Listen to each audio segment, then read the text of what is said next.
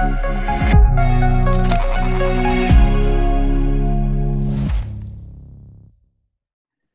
morning, everyone, and welcome to our second Jamf Breakfast Club. My name is Aaron Webb. Apologies for my black screen this morning. I've had some technical issues with my camera, but I'm not the important person here. It's Matt. So welcome, Matt Pullen. Thank you very much for joining us at the Jamf Breakfast Club. If you don't know what the format is, for those of you who have just tuned in for the first time, this is a 30-minute quick chat, fireside chat. We get hands-on in terms of diving into Matt's experience, understanding what he does as an ADE and how he delivers Apple technologies in the classroom to the schools that he supports, his journey. And it's just a great way of just conducting a nice chat before the start of school. So if you're tuning in with your coffee, getting your classroom set up, this is a great thing to just put on as you're setting up your classroom. So thank you very much for joining us. Matt, welcome. Great to have you here. Morning. Yeah, great to be here. Yeah, nice early start of the day. Apologies you can't see me, but you've seen me many times before. So you're the main person in the show. So thank you very much for joining us this morning. Do you want to give us a bit of background about how you become an ADE? So you're an ADE, an Apple Distinguished Educator. Let's actually give it its proper name because people may not know what an ADE is. But you're an ADE. How did you become an ADE? How did that come about on your journey with Apple technologies? So started probably back in 2011, probably sort of started the whole process, just sort of playing around with technology in my own lessons, starting to see the opportunities that existed. I was a PE teacher, no tech background whatsoever, kind of all self-taught, but sort of started to see the opportunity for how technology could support in my daily practice, how it could develop students in different ways, because obviously, you know, having access to a screen where you can show students what they've achieved rather than try and tell them what they've achieved all the time made a huge difference. So 2012, the applications came out for the class of 2013. So I applied, not really knowing what I was applying for or what the competition was like, you know, what were other people doing, because I wasn't like huge on Twitter back then, and Twitter itself, I suppose, wasn't as it is today in terms of teachers. So I didn't have a clue really what I was going up against. So it was, what am I doing, and putting it out there for people to kind of have a look at. And then 2013 class, I became a member of that great community, as you well know, Aaron. And I understand it was class of 2013, Matt. Is that the best class ever? It has been said a few times that 2013 was the best class ever, yes. Awesome. Great to hear. So as well as becoming an Apple Distinguished Educator, Jamf launched on the 1st of September, the Jamf Educator Program, and you was one of the first to jump on board, and pardon the train pun, because we've got stops on this journey, but you've actually become a Jamf Educator. And can you tell the viewers a little bit about what that meant for you and the experience that you went through, because it leads us nicely into what we want to talk about today, which is the Jamf Teacher app. So if you could just give us a bit of background about how you joined that and the journey you had with it. So Jamf Educator for me was a chance to play with the IT stuff, kind of. It's the sometimes with IT services, you don't necessarily as a teacher get to see what's happening behind the scenes. So you don't always know what's available to you. And what I found with Jamf Educator when I kind of explored that was there's that opportunity to really see what's available without having to play around with like your school, or in my case, university setup, which you know, admin rights and all of that aside, they probably don't want me in there playing around with things and trialing things. So to have that kind of sandbox area to just have a look at what the opportunities are, reflect, think about what that can do for you. And that obviously led me to fully kind of embrace what Jamf Teacher can offer me in the classroom as the educator. So yes, it's an IT tool, but actually it's a really, really good teaching and learning tool going forward. So just a really, really great process to go through. Just, you know, it's not invasive. It's not, I didn't have to have like huge techie skills, but I could see what those opportunities were as a result of what's on offer. That's great, and I'm just going to drop the link for anyone who's interested in the chat there. So if you want to go and check it out, it's a great way, as Matt said, of just understanding what the Jamf Teacher app can do. And Matt, you spoke to about this recently at JNUC. It was your first JNUC presenting, I believe. Yeah. There's delivered a great session, as you said, why educators should see behind the IT curtain. And again, that touched on the Jamf Teacher app, the ability to have classroom workflows and management on a teacher device to give them a bit more control in their lessons. And how was that experience for you, and how's that helped you when you've gone in and helped other schools as well? Well, the JNUC experience was really interesting because I was presenting as an educator to a group of people where I think some of them might have been educators, but judging by the questions I was getting as a result, a lot of them were IT services people. And it was funny because my presentation was about how do you bridge the kind of gap between IT and classroom.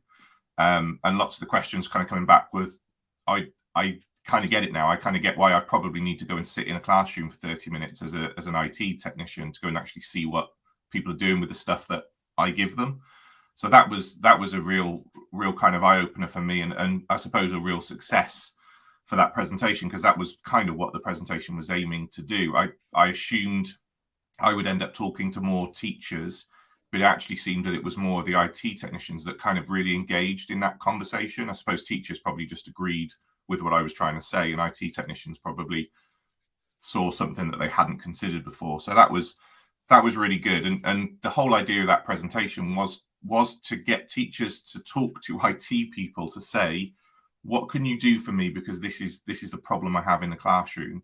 And for IT technicians to know that they've got the solution, certainly if they're Jamf customers, they've got the solution sat there for many of the things that teachers want, but they might not realize that teachers want it. It's an additional tab that says something about classroom stuff. So therefore IT technicians are, potentially not really understanding the full value of it because they haven't seen what it's like inside a classroom, I suppose, and those things that teachers need. Yeah, exactly. I think where I've seen the great innovation is where IT and teaching and learning comes together, and there's that joined up approach. Would you say that's one of the biggest challenges you've seen educators face when using technologies in the classroom, and any others that you would want to highlight? It's definitely up there, but the second you have that connection between those two areas, then that can very quickly be solved. It's probably one of the easiest ones to be solved. I think the other things that teachers face is they want to know that they're still in control in the classroom, not from like a control freak point of view, but just, their job is to make sure that students are on track and those sorts of things.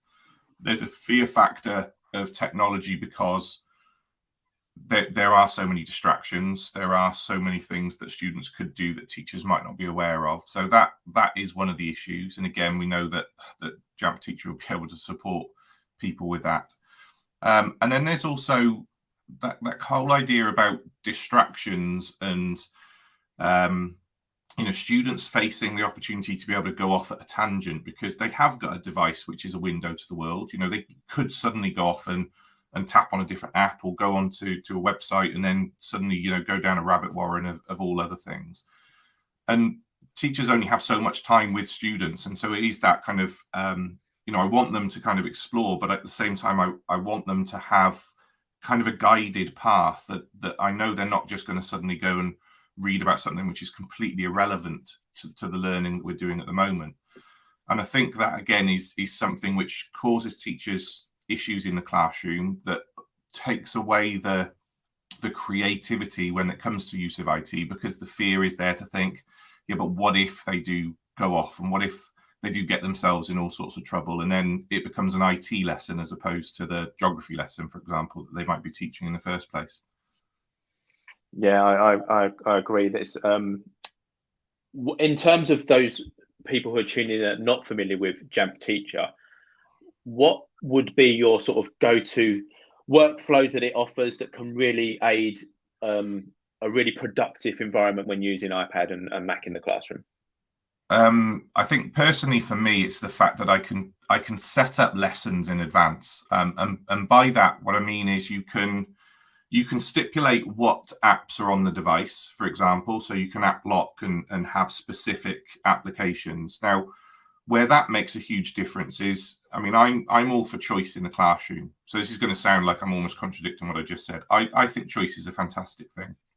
I kind of want students to be able to choose the route they want to take. But the thing is, when you have a device which is so full of things that can support lots of different subjects, then there's too much choice. So actually, what's great with Jamf Teacher is being able to kind of scaffold the choice that students have. So for example, if I want them to do a creative lesson, I can leave them with like Keynote and Pages and Clips or Minecraft or whatever it might be that kind of scaffolds that. But I take away some of those other apps that I don't need, you know, and it's not that it's around that I'm telling you what you have to do. It's more, I'm just removing the things that don't need to be there. I'm just taking away that distraction for you to keep you focused.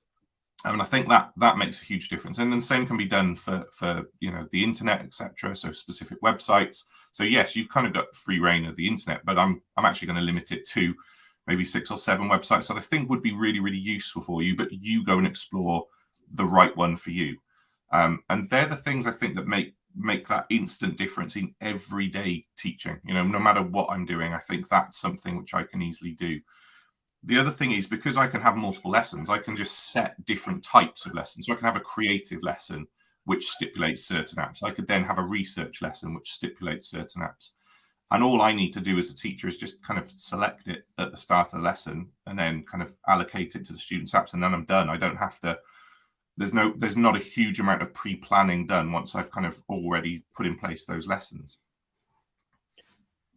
I completely agree. I think I'm seeing this great stuff that's coming out from Apple with the everyone can create, everyone can code, and being able to have that ability to go between coding apps or going between creative apps, but keeping it quite ring fenced so that it just removes some of those distractions from younger learners as well. I think keeping them on task is important, but yeah, I completely agree with you. Is there any other apps that you would sort of recommend? I know everyone sort of, whenever you go to a session, everyone's, what app do you use for this? What app do you use for that? Is there anything that you're using at the moment that really complements Jamf Teacher as well, or how Jamf Teacher is enhancing that workflow? I know a lot of schools are asking about how do you deliver work? Which sort of apps do you use? What ones would you recommend? I think there's kind of, I recently put together a bit of a kind of display really to answer that question exactly, because that is always the question, like what apps do you want? So I put together kind of these are the apps that you kind of need to pick from. You need something which works in this way. Shobi is an app that I would always recommend for schools that are using iPads. And it's something that's definitely come over the last year and a half, even more so as people have moved remotely and all of those aspects. If you're not sure of what Shobi does, so those people listening in, it just allows me to very, very easily link to the students. Now, not just for remote, it's obviously been used an awful lot for the remote teaching because it lends itself to that very well. But equally in the classroom, for the students, again, that might just learn at a different pace to everyone else, they can move ahead but still have that scaffolded learning from the teacher. So that's a really, really useful wing. Assessment, peer feedback, you know, all of those sorts of things, really, really useful opportunity. But also it changes the assessment approach because, you know, writing in books is time consuming. Workload of teachers is always one of those kind of top 5 issues in the classroom. So to be able to give verbal feedback to students is not only more beneficial to the students to be able to hear that feedback and visually see what the teacher's telling me, but equally it saves teachers time. So, you know, 2 wins with 1 application, I think is always going to be a really, really good thing. At university, we use all the Microsoft apps. So we're Office 365 as a university. They all work perfectly well on the devices, contrary to some of the myths that go around about Microsoft and Apple and Google not all kind of working together. I can access all of those things on my device, which absolutely saves me loads of time. And then I suppose Apple Classroom, again, is one of those ones that comes up. Apple Classroom, which allows me, again, to be able to interact with students' devices in the classroom and see their devices as well. So from another kind of assessment for learning opportunity, to see what students are potentially stuck on or where their successes have been, and be able to share that to the rest of the class from the front of the class. I mean, like you said, Aaron, we could be here for an hour or 2 hours just talking about kind of the range of apps. I think one of the things is teachers are now starting to see the benefit of the depth of lots of the apps that they're utilizing as well. So the multiple uses for single apps to be creative and develop all of those things as well. Yeah, I agree. I think sometimes less is more, and as you say, going deeper into those apps, like what you can do with Keynote, for example, is just unbelievable. It's one of my favorite apps. Someone's mentioned in the comments about how do you log into Jamf Teacher. It's part of Jamf Pro or Jamf School, which is a mobile device management solution for Apple devices.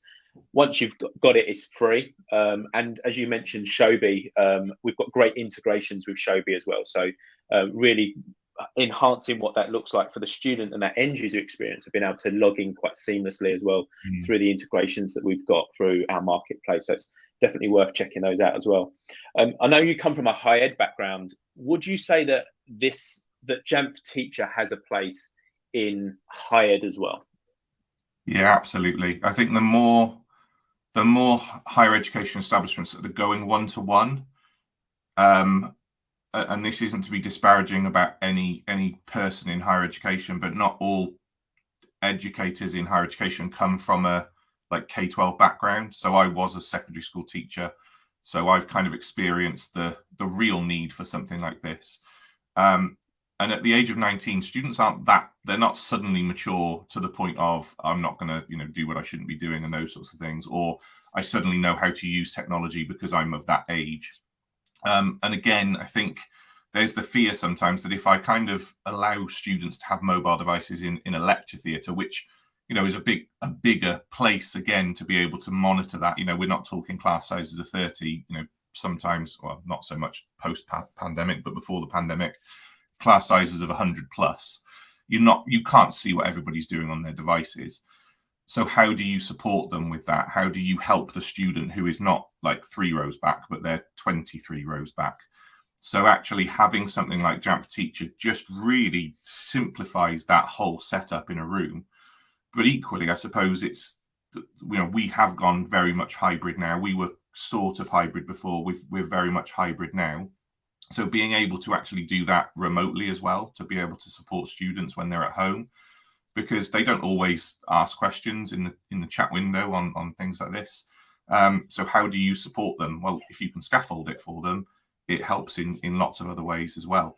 And I suppose from my point of view, because I teach future teachers or pre-service teachers in higher ed, I also want to model to them the things that they should be doing in their classrooms as well. So I always find if I can show them the technology and model it as it should be used, they'll see for themselves how that will impact on their careers going forward as well. Yeah, that's amazing. I think I've seen some of your tweets and often see some of the students that you're working with, and it's great to see them trying this out and probably taking some of those experiences that you're giving them to the schools that they're going to go on sort of training as well. So sort of spreading the word of how this can really have an impact on student education. You mentioned hybrid learning and remote learning. I think it's great to call out that Jamf Teacher actually works anywhere, so the students can be at home. It's not one of those Bluetooth only options in the classroom. So that equity piece is huge. And how else do you see it that hybrid learning can really benefit from the use of these tools? Well, I think there's the other thing about knowing that parents with hybrid learning, it's kind of the parents at home as well. So how do the parents have that confidence to know that the child is working in their room?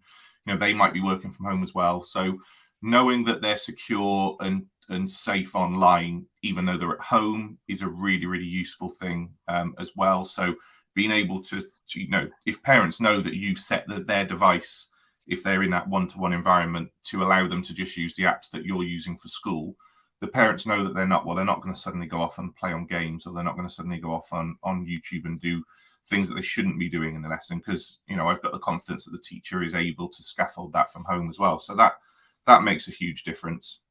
And it's those simple things where you just kind of join the stakeholders up together, so parents know what you're doing. We said about IT and teachers, leadership understand the value of these tools for more than just IT, but they see the value in the classroom. I think when everyone starts talking about the impact of the tools and not just, some people will talk about the cost, some people will talk about security, some people will talk about communication.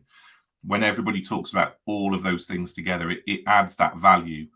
And ultimately then the impact of all of those things is what's seen as an outcome. Yes, we've invested in, Jamf or Shobi or whatever it might be, but we've done it for the impact purpose, and this is the impact, and that's something you can then celebrate. Yeah, I think that's fantastic.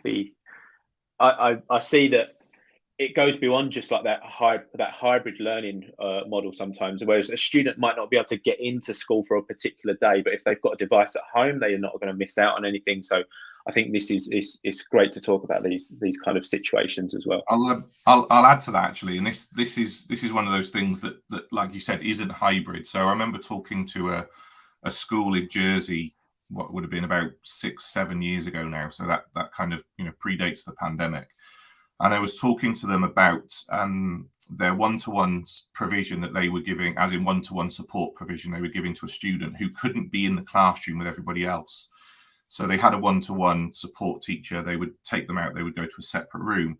That student, although they couldn't be in the classroom with everyone else for behavioural reasons, also didn't feel part of a class anymore. And the teacher didn't know what the student was doing.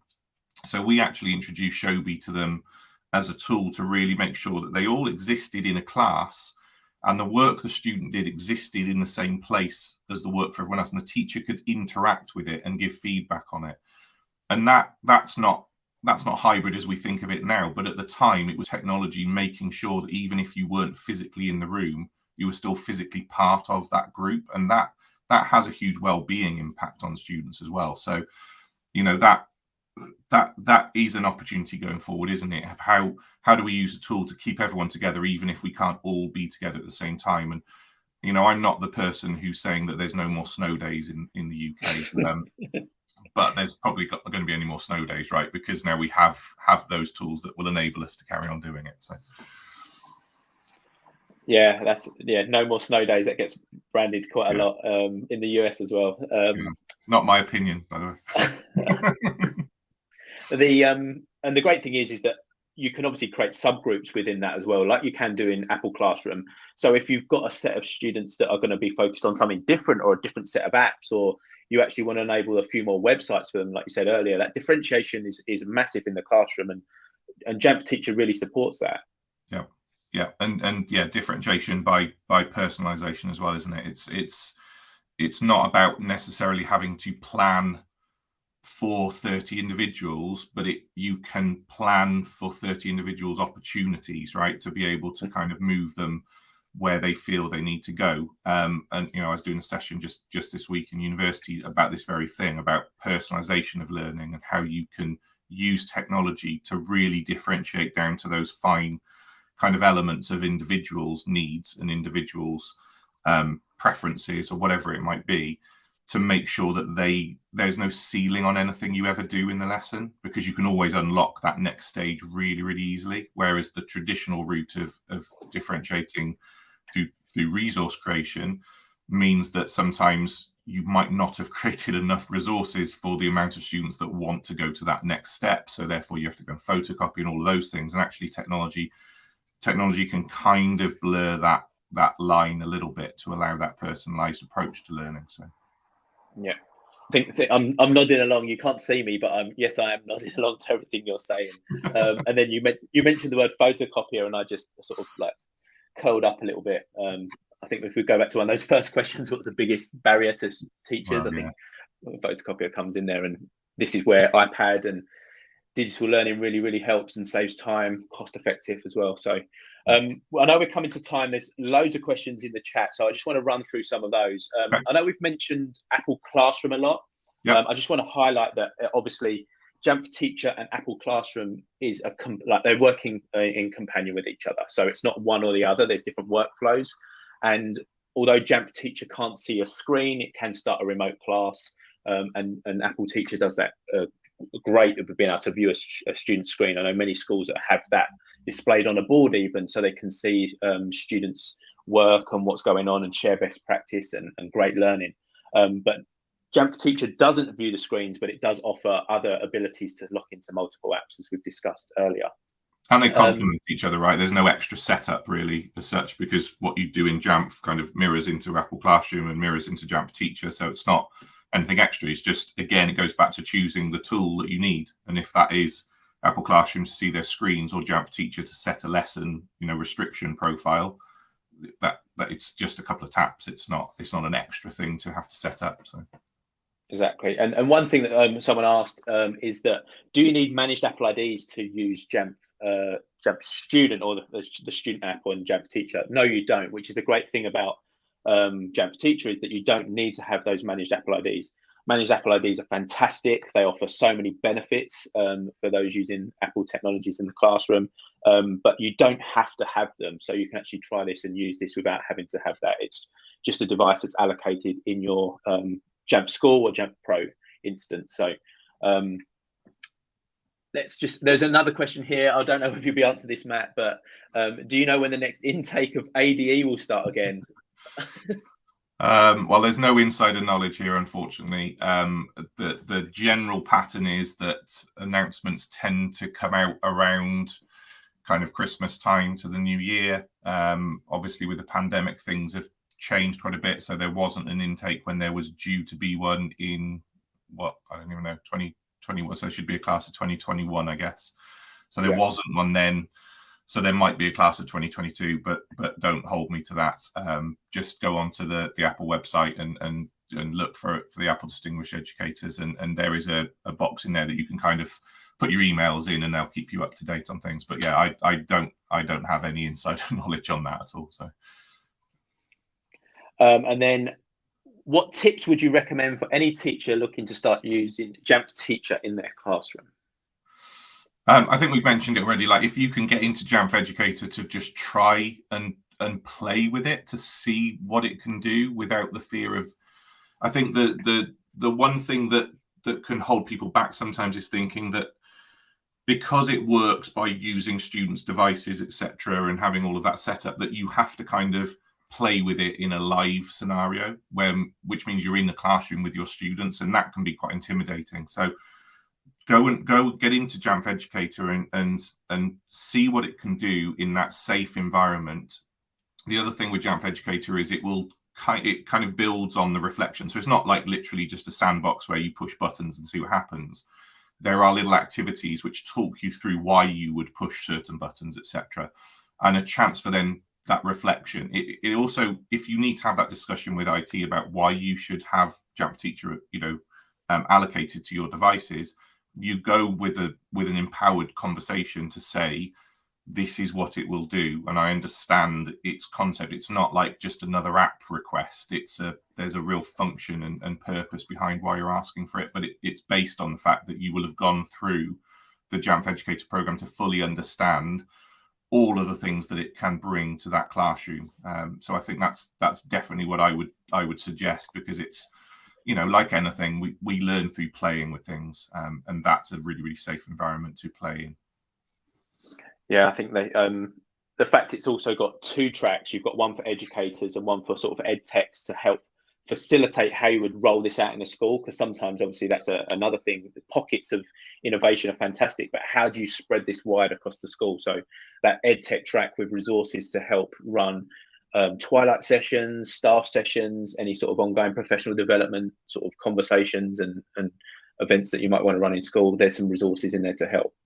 The other thing I want to highlight as well is that from Jamf Educator, there's also the opportunity to go into Jamf Nation. So if people aren't aware of what Jamf Nation is, it's a fantastic community of IT admins, but also we're building up what that looks like for educators as well. So great place to go and sign up, Jamf Nation, go and have a look in there. Lots and lots of like-minded people. We know from what you said on Twitter, what you said about Twitter earlier, this network of a professional network that you can reach out to, people who are in the sort of same situation, trying the same things is always great. So Jamf Nation is a great one to go and sign up for, and just to bounce some ideas around and trying to bridge that gap, like you said right at the start, between IT administrators and what's happening in the classroom with educators. I know there's lots of questions about how do we set this up, depending on your instance. So reach out to us directly and we can help and dive in a little bit more, because there's so many technical things you need to consider when you've got sharing environment, such as Apple Classroom, Jamf Teacher. So please reach out to us directly and we can answer some of those questions. Final one from me, Matt, I think, before we wrap. Thank you very much for having us. What would your advice be to any sort of reluctant teachers who said, I'm not going to do that, I don't need this in the classroom, it's not for me? What would your advice be to educators that are coming up against those battles? Is it my politically correct advice, or what I would want to say? Look, I had this conversation with my students the other day, and you know, I've got a whole kind of cohort of trainee teachers, and everyone comes from a different background, right? Some of them just grab the technology and run with it. Some of them are a little bit more, it's not really for me. And when you're saying it's not for me, you have to ask yourself what your job is, because it isn't meant to be for you. It's meant to be for the class that you're teaching. And I think if you look at your own life as an educator and see the amount of technology you use, you've got to ask yourself why you would not allow students to be able to have access to some of those tools as well, to be able to support their development. You know, we'll talk a lot about SEN provision or ALN provision or whatever the term is, but for students that need that additional support in the classroom, and technology tends to be the answer to lots of those things. Well, if it's the answer for those students, it might be the answer for lots of students that might not have it as a prescribed issue. And then there's just the other thing of just barriers to learning and the fact that it is, you know, we're in the 21st century now, when we're over a fifth of the way through the 21st century. We live in a technological age. And back to that first point, it's not about you and what you want. It's about what the students need as a result. And you sometimes have to view it in that way. And I think the tools that we've mentioned today, like Shobi and Jamf and all of those things, they're there to hopefully make the teacher's life as easy as possible. So it's not meant to be an added issue. It actually, and we've mentioned it a few times in lots of those things, can cut workload. It can save time. It can make things a lot easier. You know, even if we just go back to that photocopier issue, you know, how many times teachers lost hours standing at a photocopier because of the jams and stuff. Well, do you know what? If you just airdrop the stuff to students, you didn't need to do any of that photocopying. I said it to my students the other day. We live in a world now where we're not just educating our pupils, but we can also save the planet, right? And I kind of say it a bit tongue in cheek, but at the same time, you are going to be using less paper, because if you're in that digital kind of frame of mind. So I joke that, you know, not only can you educate a student, but you can, you know, save a tree at the same time. So. And then also add in all the accessibility features that you can have on a device, and it just completely changes access to learning for some students. Yeah. Okay, that's brilliant. Thank you very much, Matt. Great to have you on. For those of you who want to tune in, this is a monthly session. Our next one that we've got coming up will be on the 2nd of December, and we've actually got Caligo, who actually create a fantastic learning to write and spell sort of app on the iPad. So tune in for that one. It's the 2nd December. Again, same format. Hopefully, my camera will be working in that one. So apologies for the technical issues, but it's Matt who's been the star of the show today. Thank you very much, Matt, for coming on board. How do people get in touch with you, Matt, if they want to reach out further? We've got our own UK edu@jamf.com. Reach out to us for any technical questions that you may have had that we missed today. But Matt, how do people get in touch with you if they want to chat to you as well? So the easiest way is probably through Twitter. So I'm at Matt6453. So it's MAT6453. That's usually how people can get in touch. Through social media. Cool. They can find you on ADE chat, can't they? Every Tuesday, pretty much. You're in and out. Tuesday. If you're not hosting. Yeah, Tuesday evenings at 8 o'clock. Yeah, UK time. Yeah, there's an Apple Edu chat, which we'll pick up similar kind of conversations to this. Around the impact of technology in the classroom. So great. And if anyone is interested in actually joining us and being on the Jamf Breakfast Club, please fill out the survey at the end. There's an opportunity to put your name down Would love to have you on, talk about your journey as well. So please fill out that survey that's in the chat. And if you do want to join us, we can arrange a time. As I said, it's monthly. This time we're live, hence why my camera's not working. But it's been great to talk to you, Matt. Thank you very much. Enjoy the rest of the day. Enjoy everyone who's tuned in. Have a great school day, and we'll catch you all soon. Take care. Take care, everyone. Thanks.